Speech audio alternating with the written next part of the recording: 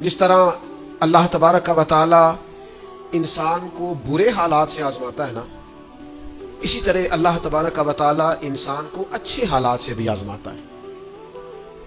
वनबलूकुम बिश्शर्रि वल खैरि फितना, अल्लाह फरमाते हैं हम तुम्हें अच्छे और बुरे हालात से आजमाते हैं।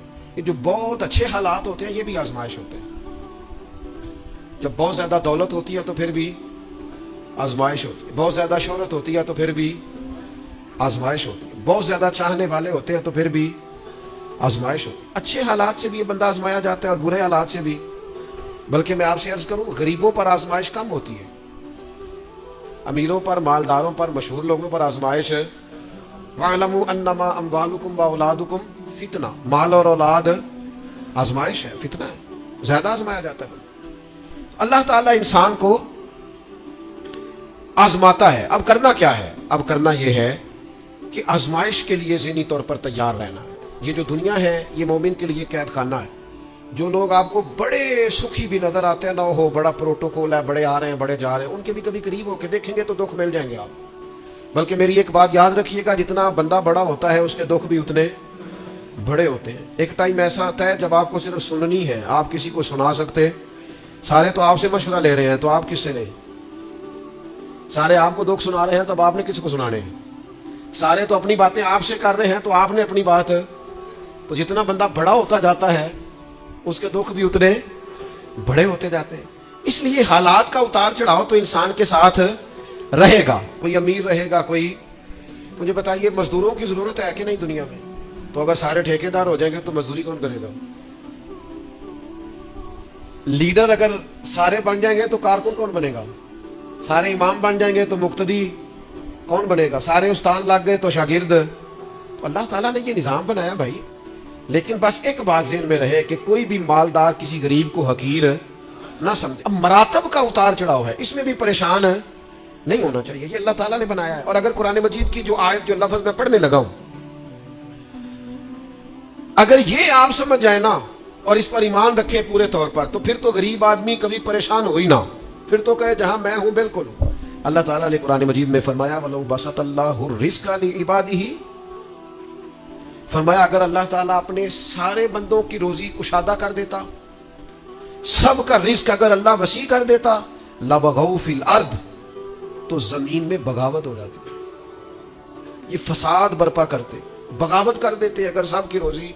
कुछ लोग कहते हैं जी मैं गरीब हूं, तो मैं कहता हूं ज़कात तो नबी पाक ने भी कभी नहीं दी, हुजूर पर भी फर्ज नहीं थी, इतना माल ही कभी जमा नहीं हुआ। अगर माल मेरे भाई बहुत ही ज्यादा अजीम होता तो सबसे ज्यादा सैयदा फातिमा के घर होता, वहां तो महीना महीना चूल्हा नहीं जला। अगर दौलत बड़ी अजीम होती तो सबसे ज्यादा सैयद आयशा के हुजरे में होती। नबी पाक अलैहिस्सलाम हर काम आहिस्ता आहिस्ता करने का हुक्म देते इत्मीनान से, लेकिन सहाबा फरमाते हैं हुजूर के पीछे नमाज पढ़ी तो नबी पाक जल्दी से असर पढ़ा के घर गए, जल्दी से, और तेजी से हुजूर वापस आए। तो हमने अर्ज की या रसूल अल्लाह सल्लल्लाहु तआला अलैहि वसल्लम, आज इतनी जल्दी आप गए और इतनी जल्दी वापस आ गए? तो महबूब फरमाने लगे नमाज पढ़ा रहा था तो मुझे ख्याल आया कि वो घर में तो सोना कल बांट रहा था, आज मैं तो एक डली सोने की बची हुई पड़ी है, तो मैंने कहा ज्यादा वक्त ना गुजर जाए, वो भी मैं जल्दी से जाके दे आऊं। तो मैं जल्दी से गया हूं। पैसे ना होने पर परेशान हो यार, नबी पाक ने तो इन्हें कबूल ही नहीं किया, पसंद ही नहीं फरमाया। दौलत, ओहदा, शोहरत, इसके बारे में परेशान हो। अल्लाह कहता है ये सब का वसी होता तो जमीन में फसाद होता। लिहाजा मकसद हयात को समझो, सिर्फ ओहदे का ऊपर नीचे होना ये कमजोरी की अलामत नहीं है, अपने आप को इससे निकालो। अगर अल्लाह तबारक व तआला ने कहीं रखा है इंसान को तो ये उसके लिए फायदेमंद चीज है। फिर एक बात ये होती है, बहुत सारे दोस्त आके पूछते हैं जी मैं जो काम भी करता हूं नाकाम रहता हूं, जो काम भी करता हूं पीछे रह जाता हूं, जो जद्दोजहद भी करता हूं मेरा काम आगे नहीं चलता। हजरत ईसा अलैहिस्सलाम ने ना घर बनाया ना निकाह फरमाया। एक प्याला था हाथ में, एक दिन उन्होंने देखा कि एक आदमी चुल्लू से पानी पी रहा तो प्याला भी सदका कर दिया। वो एक ईंट का तकिया रखते थे, एक दिन उन्होंने एक शख्स को देखा कि बाजू बिछा के उसने तकिया बनाया हुआ है तो वो ईंट भी किसी को दे दी, तेरे काम आ जाएगी। इस खुलूस के साथ उन्होंने दीन की तबलीग की। लेकिन कौम ने क्या किया, माज़अल्लाह उन्हें सजा देने के लिए, फांसी लटकाने के लिए आ गई। वो तो अल्लाह ने करम किया, आसमानों पे उठा लिया। इतनी सख्त मेहनत के बावजूद भी उनकी जाहिरी हयात में सारी कौम उनकी फरमा बरदार پھر مجھے بتائیے حضرت عیسیٰ دنیا سے کامیاب تشریف لے گئے کہ نہیں؟ جناب عیسیٰ دنیا سے وہ کیوں کامیاب گئے کہ اللہ نے جو ڈیوٹی ان کے ذمہ لگائی تھی وہ ڈیوٹی انہوں نے پوری کی ہے. ہم اپنی ڈیوٹیاں پوری کریں, صبح دکان وقت پہ کھولیں, گاہک تو اللہ بھیجتا ہے, رزق تو اللہ دیتا ہے, ہم جا کے محنت پوری کریں. لیکن یہ جو نتیجہ اپنی مرضی کا مانگتے ہیں نا, میں نے جیتنا ہی جیتنا ہے, جیتنا تو شرط ہی نہیں, کھیلنا شرط ہے, جیتنا تو شرط ہی نہیں. مجھے بتائیے نا, حضور علیہ السلام موجود ہیں, ظاہری طور پر سارے جلوے, پر احد کے اندر بظاہر مسلمانوں کو ناکامی ہو گئی تھی, ظاہری طور پر کفار جیت گئے تھے, تو کیا حوصلے ٹوٹ گئے؟ اس کے بعد کیا کہا مسلمانوں نے, اب ہم نہیں نکلیں گے میدانوں میں. بظاہر حدیبیہ کے موقع پر کفار سخت شرطیں منوانے میں کامیاب ہو گئے تھے, تو کیا پھر مسلمان دل چھوٹا کر جاتے؟ او ملت کے جوانوں, ہر بات میں کمزور پڑ جاتے ہو. او جی مجھے بڑی دیر ہو گئی, میرا کوئی اتنی کچی باتیں کرتے ہیں بعض اوقات کے دل کرتا ہے یار تو کیا بات کرتا ہے, اٹھ باندھ کمر کیوں ڈرتا ہے. پھر دیکھ خدا کیا کرتا ہے. قرآن مجید کا کبھی آپ انداز دیکھیں نا سمجھانے, ولا تہنوا ولا تحزنوا وانتم الاعلون ان کنتم مؤمنین. فرمایا کمزور نہ پڑنا, غم نہ کھانا, بس پکے مومن رہنا, فتح اللہ تمہیں ہی عطا کرے گا, غلبہ اللہ تمہیں ہی عطا کرے گا. لہذا یہ ساری چیزیں اللہ پہ چھوڑ دیں, جتن جتن تے ہر کوئی کھیڑے. تو ہارن کھیڑ فقیرہ, جتن دا مول کوڈی پیندائی, ہارن دا مول ہیرا. دنیا میں کچھ لوگ اس طرح بھی میدان میں نکلتے ہیں جو ہارنے کے لیے نکلتے ہیں. چھوٹا بچہ کہتا ہے اپنے ابا جی سے پنجا لڑائیں. سچ بتاؤ, ابا جب چھوٹے بیٹے سے پنجا لڑاتا ہے تو جیتنے کے لیے لڑاتا ہے. بیٹے نے بازو پکڑا, پنجا ملایا, باپ گر گیا, اور صاحب پتا کہتا اوہ کتنی طاقت ہے. اور نہیں طاقت جناب, آپ خوش ہو رہے ہیں کس بات پہ کہ بیٹا جیت جائے تو مزہ بڑا آتا ہے, یہ کامیاب ہو جائے تو مزہ. لیکن آپ سمجھیں اس بات کو جو میں سمجھانا چاہ رہا ہوں, یہ کامیاب کب ہوا ہے؟ ابا جی کو ہرا کے. اس وقت یہ جو جیتا ہے اور باپ خوش ہو رہا ہے اپنے آپ کو ہرا کے, اور بیٹے کو کتنا خوش ہے, وہ کہتا ہو بلے بلے کنی طاقت. بیٹا دوڑ کے آیا ہے, گلے لگا, باپ گر گیا, اوہ مجھے گرا دیا, دیکھو کتنی طاقت ہے. یہ کیوں کہہ رہا ہے؟ حوصلہ افزائی کر رہا ہے. یہ گر گیا ہے اور گر کے راضی ہے, یہ ہار گیا ہے اور ہار کے تاکہ میرا بیٹا جیت جائے. وہ یار اگر تو پیچھے رہ گیا ہے تو تھوڑا راضی ہو جا, باقی مسلمان جو آگے نکل گئے تھوڑی دیر کے لیے تو کہنا یار میں پچھلی صف میں صحیح, پر دیکھ تو صحیح میں کتنوں کا پہرے دار ہوں. نبی پاک علیہ السلام نے فرمایا 2 آنکھیں دوزخ میں نہیں جائیں گی, ایک وہ جو اللہ کے خوف سے روئی, اور ایک وہ جس نے اسلامی سرحد پر پہرا دیتے ہوئے جاگ کر رات گزار دی. اس سپاہی کو کوئی نہیں جانتا جو بارڈر پہ کھڑا ہے, لیکن وہ جاگ رہا ہے نا, آنکھ کھلی ہوئی ہے نا, تیرے لیے جاگ رہا ہے, میرے لیے جاگ رہا ہے. وہ چاروں کونوں پہ بارڈروں پہ جو سپاہی کھڑے ہیں وہ تیرے میرے لیے کھڑے ہیں. ان کی آنکھیں جاگتی ہیں تو باقی سارے سوتے ہیں. وہ رات جاگ کے پیچھے رہ کے, وہ عام لوگ ہوتے ہیں, ان کے عہدے بھی کوئی نہیں ہوتے زیادہ, لیکن وہ پیچھے رہ کے بہت ساروں کے محافظ ہوتے ہیں. تو بھائی کچھ نے پیچھے بھی تو رہنا ہوتا ہے نا, سب نے لیڈر نہیں بننا, کچھ نے کارکن بھی بننا ہوتا ہے. حضور جب سفر پہ جاتے تھے تو 1-2 صحابہ کو کہتے تھے تم نے سب سے پیچھے چلنا. کیوں؟ فرمایا کوئی بچہ پیچھے رہ گیا, کوئی جانور پیچھے رہ گیا, کوئی سامان پیچھے گر گیا تو ذرا اٹھاتے آنا. تو وہ ہیں سب سے پیچھے, پر کار پھر بھی کوئی ڈیوٹی رہے ہیں. چلو ہم کچھ بندے پیچھے نہ رہ جائیں, جتن جتن ہر کوئی کھیڈے. تو ہارن کھیڈ فقیرہ, جتن دا مل کوڈی پیندائی, ہارن دا مل ہیرا. تو میرے بھائی یہ مراتب میں اگر کمی بیشی ہو جائے تو اس پہ کمزور ایک خاص چیز آپ سے عرض کرنے لگا ہوں, اور یہ شاید پہلی دفعہ میں ایسا کروں گا. میرا دل کرتا ہے آج میری گزارش ہوگی, میں آپ سے طلب کروں گا, مہربانی کریں آج نہ اپنی زندگی کی پچھلی ساری کوتاہیاں یاد کریں, سستیاں یاد کریں. کہاں کہاں ہم نے جان بوجھ کر اپنی جان پہ ظلم کیا ہے, پیچھے رہ گئے, اس کو یاد کرنا ہے. یہ میں نے بھی آج یاد کرنا ہے, آپ نے. اور پھر ایک اور چیز آپ سے مانگنی ہے, یہ آپ نے ضرور کرنا ہے.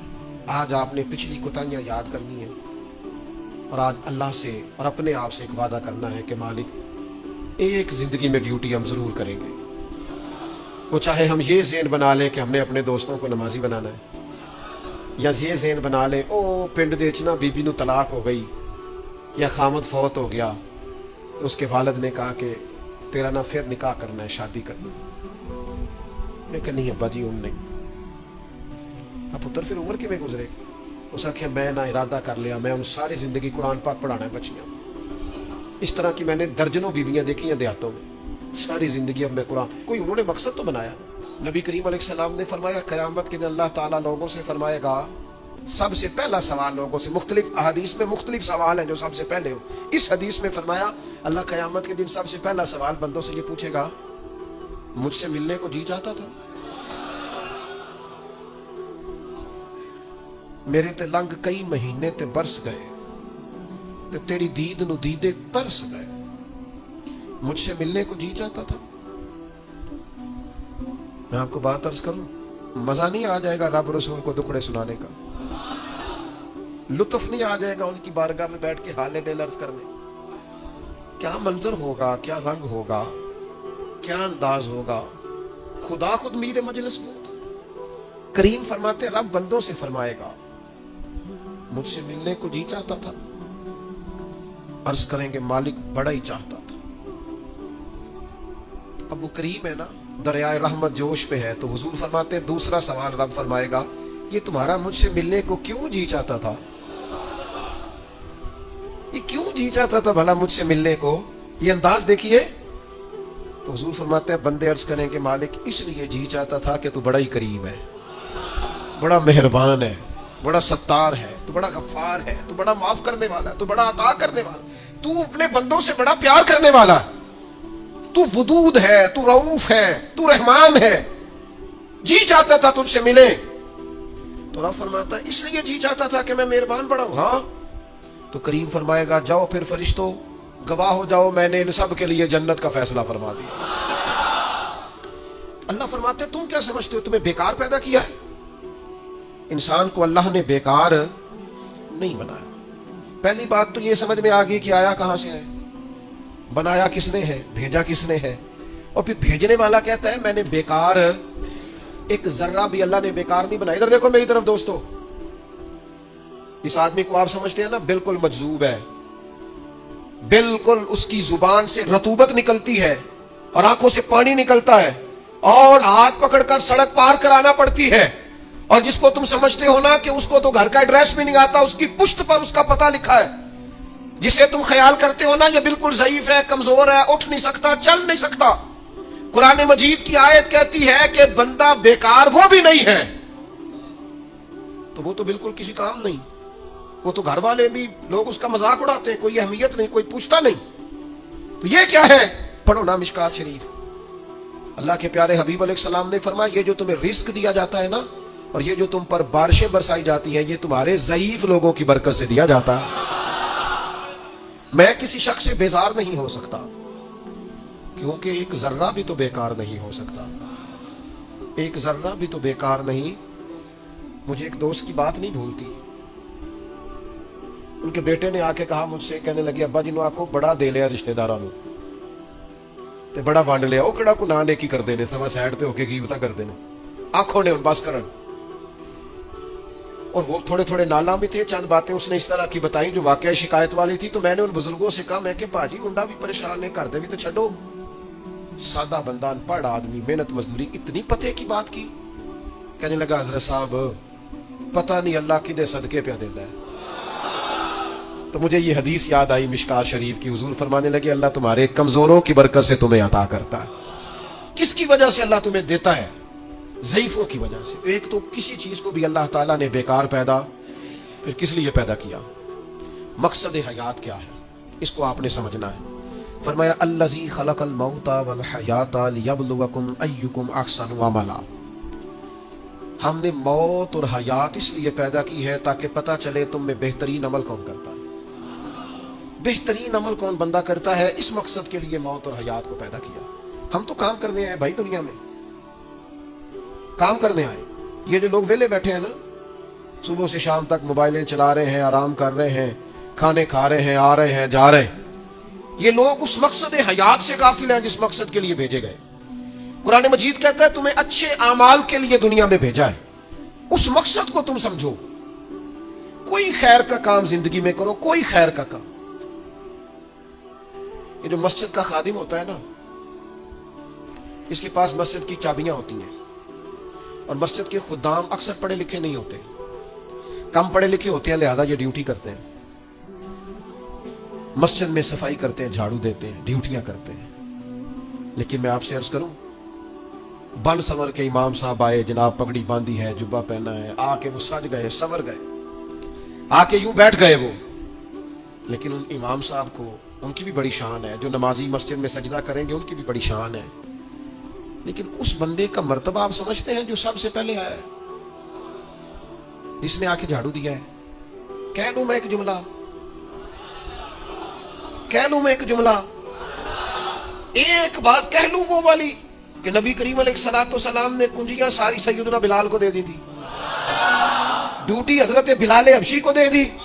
मैं कह लूं ये उसी रास्ते पे हैं जिस रास्ते पे सैयदना बिलाल हबशी थे। फिर मुझे कह लेने दो ये लफ्ज, मुफ्ती बनकर, पीर बनकर, मौलवी बनकर, मुकर्रर बनकर, सदर बनकर, फुला बन के बैठे रहो, तुम्हें मुबारक हो, तुम्हारी बड़ी शान है।